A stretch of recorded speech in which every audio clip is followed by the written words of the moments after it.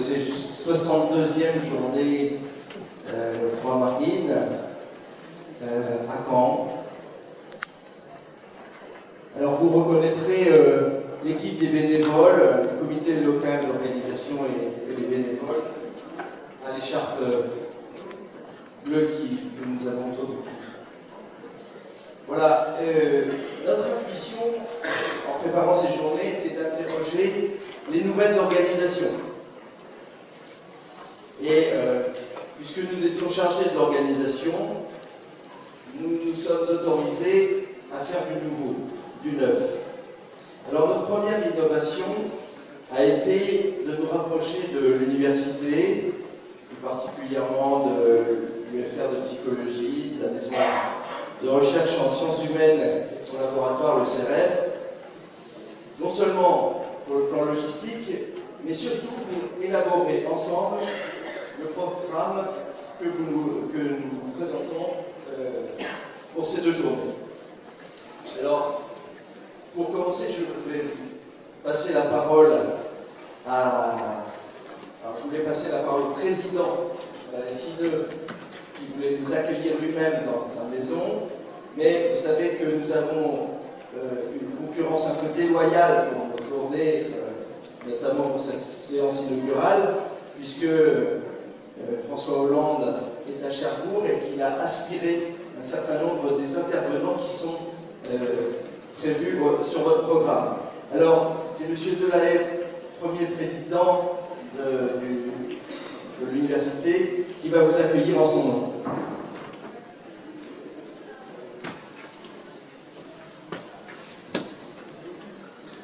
Oui, juste pour préciser, donc Daniel Delahaye, je suis vice-président au conseil scientifique de l'université.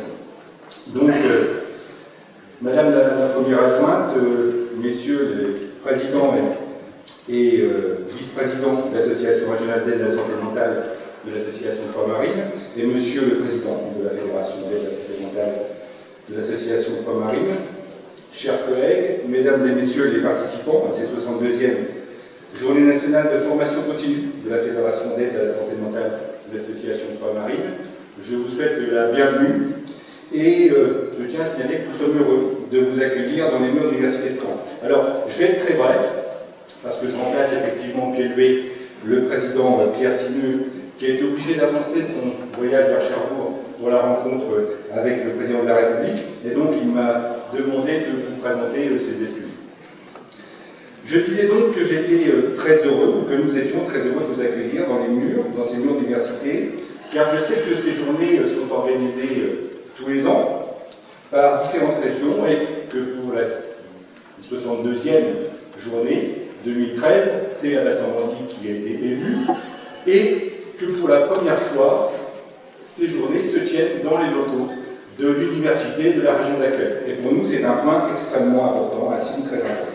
Ce qui permet de mettre en évidence donc, la coopération étroite qui existe entre notre région, à la fois entre les institutions de prise en charge de ces maladies, et aussi l'université, donc à travers à la fois son laboratoire de recherche en géographie sociale, le CEREV, et le pôle santé de la MRSH. Donc ce qui nous permet de voir qu'il y a un lien étroit entre à la fois les praticiens du terrain et les psychopathologues et les sociologues de l'université. Le thème de ces journées, le sujet au risque des organisations, rencontre de ce partenariat, ces journées dont, après en avoir discuté avec les organisateurs, se veulent à la fois en effet des journées de réflexion théorique, éthique et politique autour de la place laissée ou pas au sujet dans la société actuelle. Durant ces 2 journées, Nadine Koya m'a dit que vous seriez 500 participants. Je vois déjà que vous êtes très nombreux pour un lundi matin. Je vous en félicite. Et parmi ces 500 participants, donc de tous horizons professionnels, du soin, éducateurs, travailleurs sociaux, associations appartenant aux champs sanitaires, sociales ou socio-médicales, représentants d'usagers et leurs familles. Et que vous allez partager vos expériences et vous enrichir de vos différences. Et à ce propos, je le répète une nouvelle fois, nous sommes heureux de vous accueillir parce que nous pensons que justement, l'université doit être un lieu de débat, un lieu de débat de société et doit être capable d'accueillir tous les acteurs de la société pour en débattre. L'université est également un lieu de formation, mais pas seulement de formation initiale, un lieu de formation continue, un lieu de formation tout au long de la vie, et je pense que vos débats vont largement y contribuer. Votre présence est aussi un soutien très important à nos équipes de recherche. Alors, j'ai cité tout à l'heure le CERED, mais également le pôle santé de la Maison de la recherche en sciences humaines et sociales, mais également toutes les équipes qui travaillent sur les questions de santé à l'université, et elles sont nombreuses. Votre présence est aussi soutenir les actions de ces équipes de recherche qui s'investissent beaucoup sur ces questions et qui ont mené un beau travail actuellement dans le cadre de nos futures recontractualisations, qu'il s'agisse de droit, qu'il s'agisse du contrat de plan État-région, qu'il s'agisse de toutes les relations avec nos institutions. Ces équipes se sont fortement investies et, je dirais presque systématiquement, nous avons des axes de recherche autour de la santé et du bien-être qui sont positionnés dans les axes majeurs de recherche de l'université.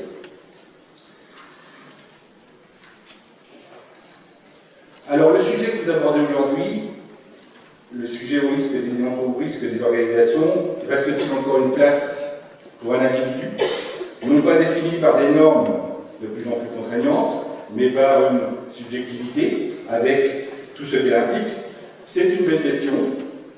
Je ne pense pas que les 2 prochains jours vont suffire pour en faire le tour. Néanmoins, je vous souhaite un bon congrès. Je réitère mes félicitations à mes collègues du CERED et de l'MRSH pour leur implication et je vous souhaite des débats fructueux.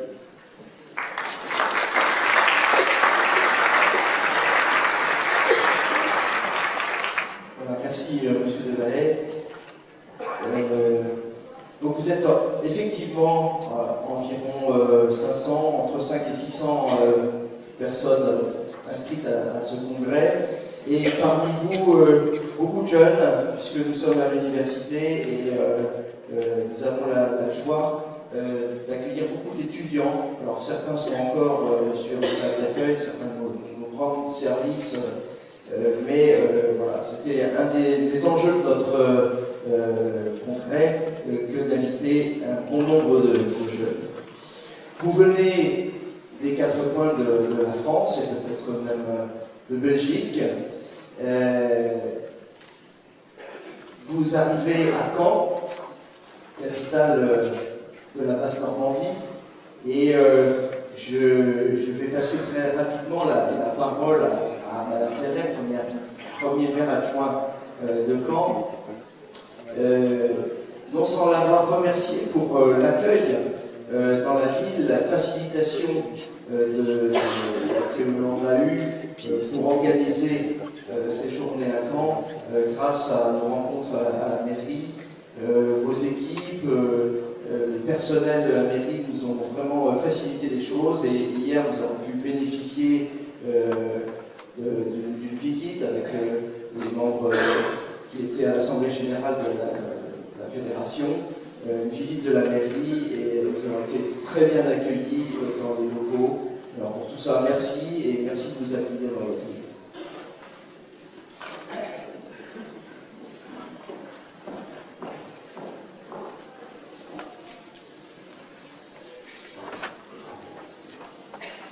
Monsieur le vice-président, messieurs les présidents, mesdames, messieurs, je vais tout d'abord, à mon tour également, excuser Philippe Duron, député maire de Caen, qui lui aussi est retenu à Cherbourg auprès du président de la République.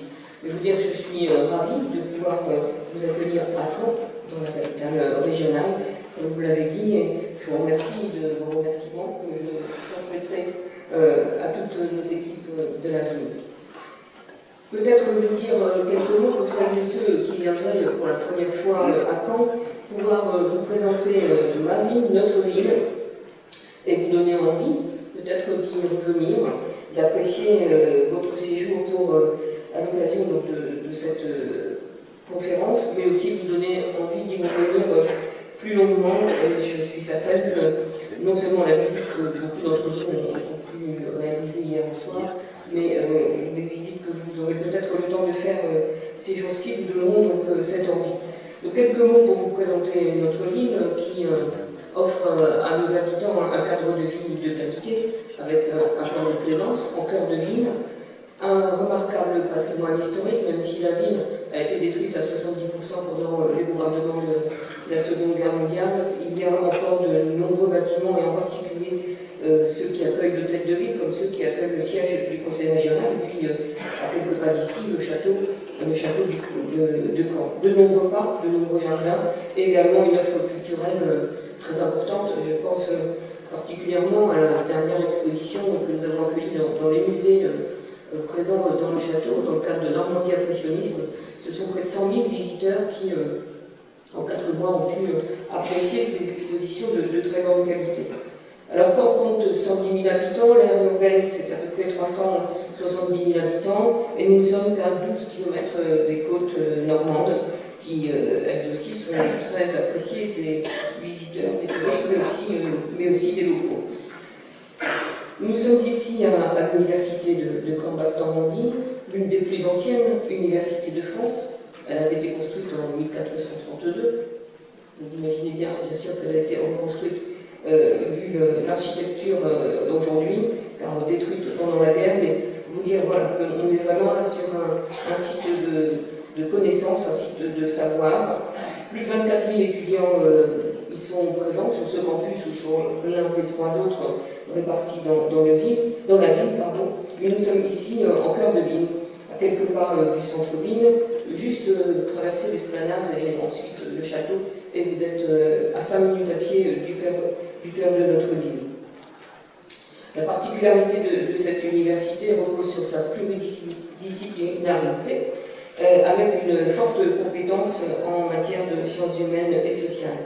Mais il y a aussi, en matière d'enseignement et de recherche, de nombreux autres atouts, de nombreux autres campus et sites d'excellence. Je pense en particulier celui situé sur le plateau nord de Caen, si vous avez aussi quelques minutes pour vous rendre au nord de notre ville, où vous trouverez des équipements et des établissements de très grande qualité. On peut citer Gamine, Cicéron, et aussi le centre hospitalier universitaire dont la reconstruction est annoncée par la ministre. Et puis en termes de construction-reconstruction, la construction en cours du pôle formation santé qui accueillera toutes les formations dédiées au métier de la santé, au métier également en lien très direct avec la santé, pas seulement les formations en matière de médecine ou de pharmacie, mais aussi toutes les autres formations liées donc au paramédical.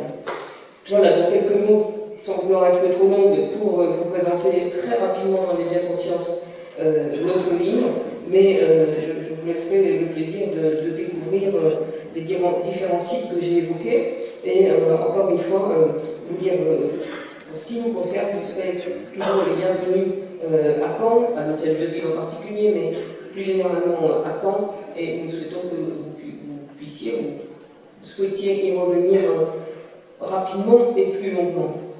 Avant de rendre le micro, je voudrais vous dire aussi quelques mots maintenant sur la politique santé que nous portons depuis quelques années, pour être en lien aussi, bien évidemment, avec vos travaux d'aujourd'hui et demain. Politique santé que nous portons notamment au travers d'un plan local de santé que nous avons élaboré à partir d'un diagnostic santé-bien-être que nous avons réalisé auprès des habitants et des professionnels en 2009. Ce diagnostic, qui a croisé les besoins de santé avec les attentes de la population et les préoccupations des professionnels, a permis de dégager 4 thématiques, dont une sur la santé mentale. Les 4 thématiques prioritaires étaient notamment liées à l'alimentation, à l'accès aux soins pour tous, à la santé environnementale et donc à la santé mentale, qui est une préoccupation de nombreux de nos concitoyens.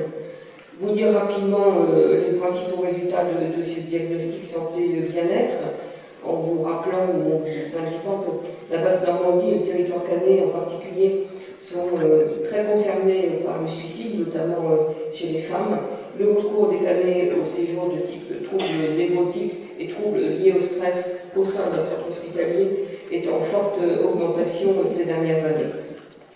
Et si les professionnels abordent la notion de mal-être, les habitants, quant à eux, évoquent plus facilement l'importance du bien-être. Ils encouragent les initiatives créatrices de liens sociaux, de solidarité, de mieux vivre ensemble. Ils valorisent aussi les activités et les loisirs. Et en ce sens, la ville, particulièrement riche en matière d'associations et de structures qui œuvrent dans le domaine de la qualité de vie, de l'animation et des loisirs, eh bien, s'attache effectivement à, je dirais, participer ou accompagner nos concitoyens dans cette volonté de mieux vivre, de bien vivre. Même si, bien évidemment, j'ai tout à fait conscience, au regard notamment du résultat du diagnostic, qu'il y a encore beaucoup à faire.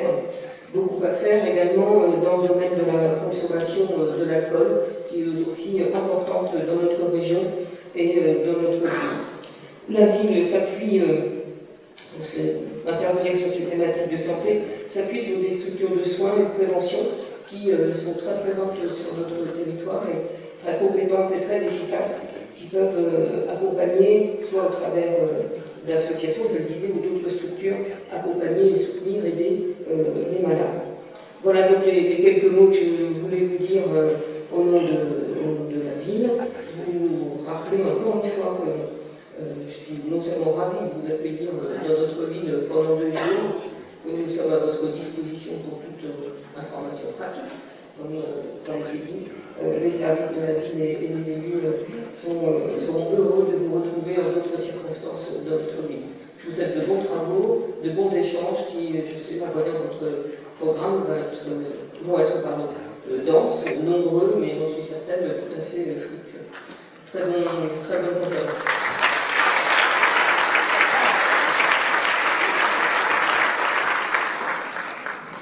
Merci Madame la maire. Nous avions prévu dans cette séance inaugurale de donner la parole au directeur de l'Agence régionale de santé. Donc il est vrai que pour nous, bien souvent, il est celui qui incarne les nouvelles organisations. Et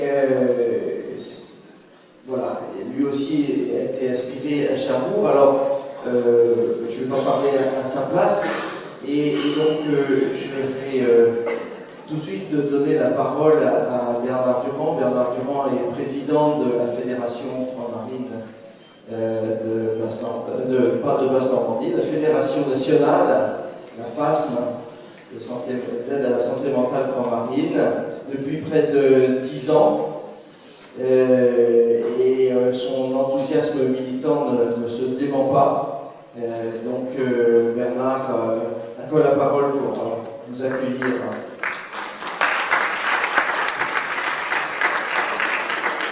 Bien, Madame la maire adjointe, Monsieur le vice-président du conseil scientifique, mes chers collègues, mes chers amis, je suis très, très heureux de vous retrouver ici à Caen, dans ces locaux, parce que d'abord pour moi c'est un rappel de ma jeunesse, puisque j'étais dans ces locaux de l'université de Caen, étudiant, je pense que c'était le congrès de l'UNEF, j'étais à l'époque responsable syndical d'étudiants, et le congrès de l'UNEF se passait dans cette université qui venait d'être inaugurée depuis, je crois, quelques mois ou quelques mois, un an, c'était très longtemps, dans le début des années 60. Puis je suis revenu ici, effectivement, il y a quelques années, également dans cette université où je présidais une société savante, la société Marseille,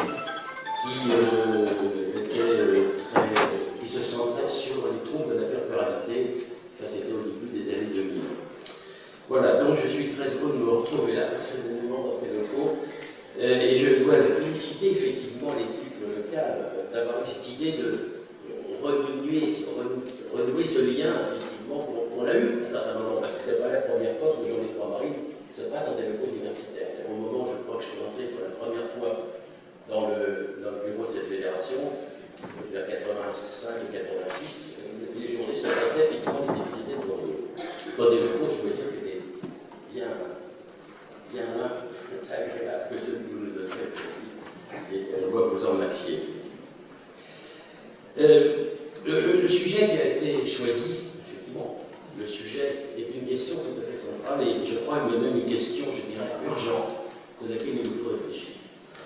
Parce que c'est vrai que tous ces changements auxquels nous sommes confrontés depuis des années, sûrement, si on les a mis en œuvre, c'est qu'ils étaient peut-être nécessaires. Hein. Je ne crois pas qu'on puisse critiquer en soi le principe de la réponse. Je pense que c'est pas vrai d'avoir essayé de repenser les politiques locales au niveau régional. Mais il en reste pas moins que c'est l'accumulation d'un certain nombre de structures, de nouveaux cycles, de nouvelles agences, de nouveaux pouvoirs, et surtout de nouvelles normes qui insidieusement pèsent sur nos pratiques, pèsent sur même notre pensée. Ces normes, je pense que d'autres vont en parler tout à l'heure, mais je pense que c'est tout à fait important, ce nouveau management public, comme on l'appelle aussi. Ce management qui produit des statistiques, produit des protocoles, produit des références, produit de l'évaluation, et on en arrive effectivement souvent à avoir à justifier par des statistiques, par des courbes, par des tableaux, des choses qu'on n'a même plus le temps de faire. Et quand on voit par exemple la pratique des cadres soignants dans les hôpitaux, on s'aperçoit qu'ils sont devenus des gestionnaires du personnel, des horaires, des présences ou des absences, des congés maladie ou des retards, je ne sais quoi. Bon, mais on est très loin à ce moment-là d'un management qui serait celui effectivement des soins, du management de l'accompagnement des patients. Je suis encore aujourd'hui médecin médiateur dans un hôpital général où je travaillais longtemps. Je suis effaré de voir à quel point on perd quelque part le sens de l'humain et qu'on a des médecins qui deviennent de plus en plus des ingénieurs de santé extrêmement savants, bourrés de protocoles, de références, etc., mais qui oublient qu'ils soignent non pas des maladies, mais des malades, et des patients, mais des personnes. Voilà, donc ça c'est tout ça qui fait que toutes ces normes, tous ces changements produisent quelque part une diminution du sens de l'humain. Alors ça s'aggrave ça effectivement dans notre discipline par la montée de ce qu'on a appelé le sécuritaire. Je vous signale que la loi du 5 juillet 2011 vient d'être réformée, c'est la loi du 29 septembre 2013, c'est pas officiel hier, mais on voit quand on relit ce texte nouveau, des petites modifications de détail. Effectivement, il n'y aura plus vous savez, dans la loi, il était prévu qu'il y ait une audition par le juge des libertés dans les 15 jours. Et on pouvait le faire, effectivement, il fallait vraiment l'inventer, ça, en psychiatrie, par des visioconférences. Bon, ça c'est fini. Il faudra effectivement que le patient rencontre directement le juge. C'est un progrès. Mais ça ne change absolument pas la philosophie de cette loi qui est une loi sécuritaire. Bon. Voilà, on est dans ce contexte-là.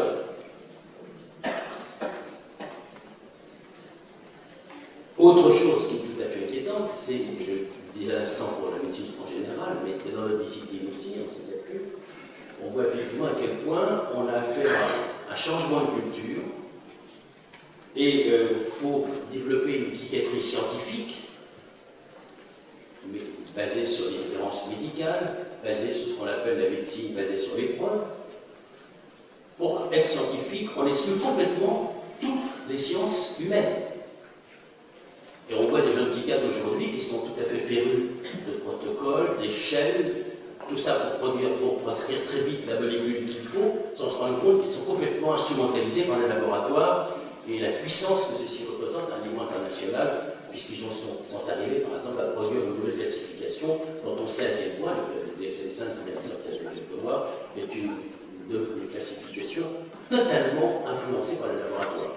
Voilà tout le contexte dans lequel nous avons à réfléchir sur comment aujourd'hui continuer de pouvoir produire de l'humain, de la relation humaine, et prendre en compte cette complexité du psychisme et de la vie sociale. Alors il y a, malgré ces éléments qui peuvent vous inquiéter, sur lesquels nous allons réfléchir, il y a des éléments, je dirais, plutôt porteurs d'espoir. J'en vois plusieurs, enfin, rapidement. Le premier, c'est qu'effectivement, il y a 20 ans, 25 ans, on aurait fait un congrès sur le sujet, mais où des professionnels, des savants auraient discuté du sujet en parlant des patients, mais en les effectivement d'une certaine manière. Or, aujourd'hui, dans cette salle, il y a effectivement des usagers. C'est-à-dire qu'on ne peut plus parler de ce que vivent les patients, de ce que les relations qu'on peut avoir avec eux, sans effectivement être confrontés directement dans un dialogue avec eux. Ça, c'est tout à fait nouveau, cette prise de conscience des usagers qui s'organisent eux-mêmes pour effectivement prendre la parole, et on ne peut plus travailler comme on travaillait il y a effectivement 20 ans.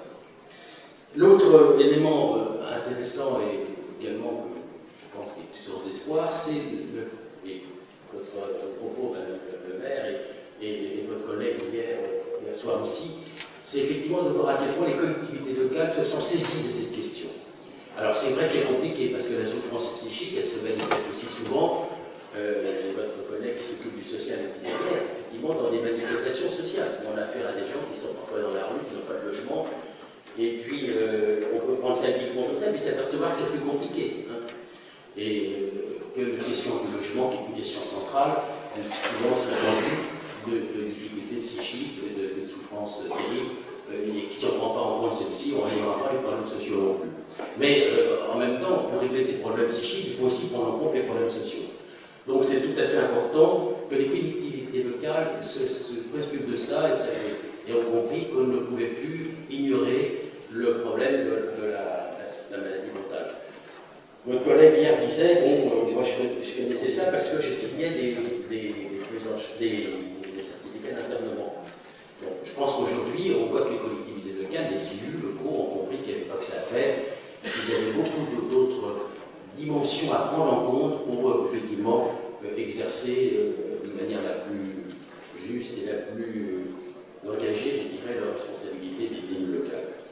Voilà, donc l'idée que nous a dit votre collègue qu'il va y avoir à quoi un conseil local de santé mentale, effectivement, est un signe évident de cette évolution que nous féliciter. Voilà, je ne vais pas être plus long, je voudrais souhaiter à tous 2 journées très fécondes. Il y a effectivement de quoi travailler, car c'est un sujet compliqué, et je vous souhaite donc 2 très bonnes journées. Merci.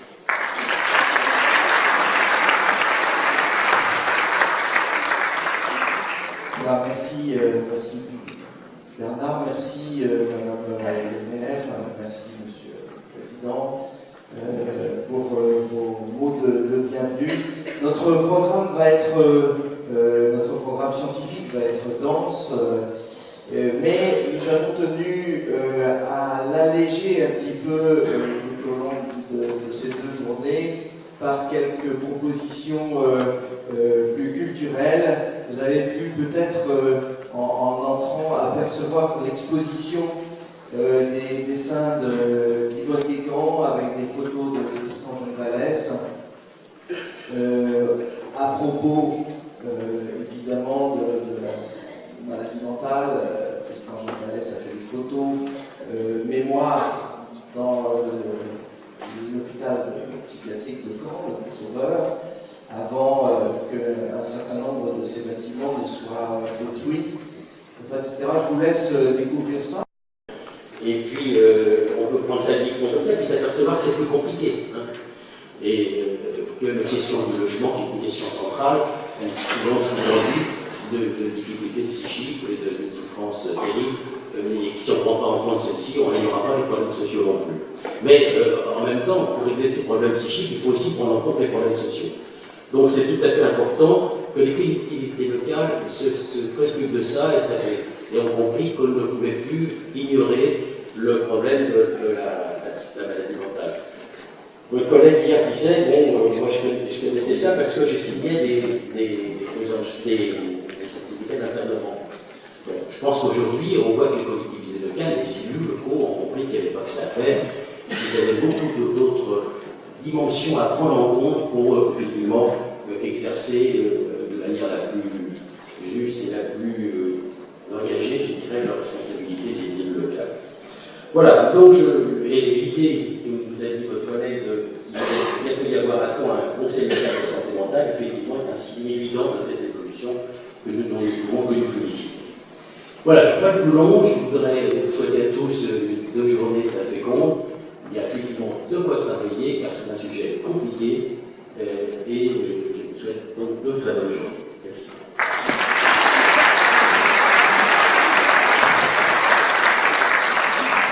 Alors, merci Bernard, merci Madame le maire, merci Monsieur le Président pour vos mots de bienvenue. Notre programme scientifique va être dense, mais nous avons tenu à l'alléger un petit peu tout au long de ces 2 journées par quelques propositions plus culturelle. Vous avez pu peut-être, en entrant, apercevoir l'exposition des dessins d'Yvonne Guégan avec des photos de Tristan Gonzalez, à propos évidemment de la maladie mentale. Tristan Gonzalez a fait des photos mémoire dans l'hôpital psychiatrique de Caen, le Sauveur, avant qu'un certain nombre de ces bâtiments ne soient détruits, enfin, etc. Je vous laisse découvrir ça. Nous aurons aussi, sur la même thématique, en fin d'après-midi, ici, dans cette salle, une pièce de théâtre sur la mémoire des personnels de l'hôpital, sur leur arrivée et leurs impressions d'arrivée à l'hôpital. Une très belle pièce. Et puis aussi quelques surprises, notamment puisque nous sommes en Normandie, une attention particulière pour la gastronomie, mais je vous laisse découvrir ça progressivement.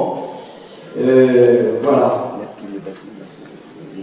Pour introduire notre sujet, nous avons choisi d'aller jusqu'au bout du partenariat, puisque vous avez compris que nous avons organisé ces journées en partenariat. D'une part, l'association Croix-Marine de Basse-Normandie, et nous avons demandé à Pascal Crété, qui est médecin, psychiatre, directeur du foyer Michet, un foyer médico-social engagé dans la santé mentale à Caen.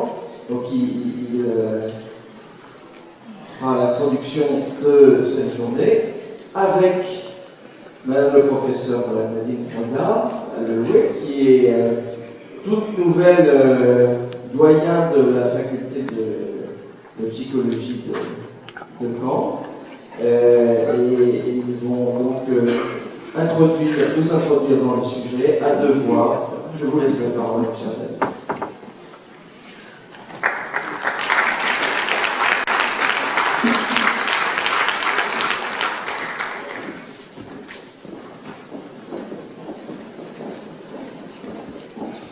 Alors, peut-être qu'on pourrait demander à Roland, Pierre et Candide de nous rejoindre dès à présent dans les fauteuils, puisque vous avez fait 3 intervenants de la matinée.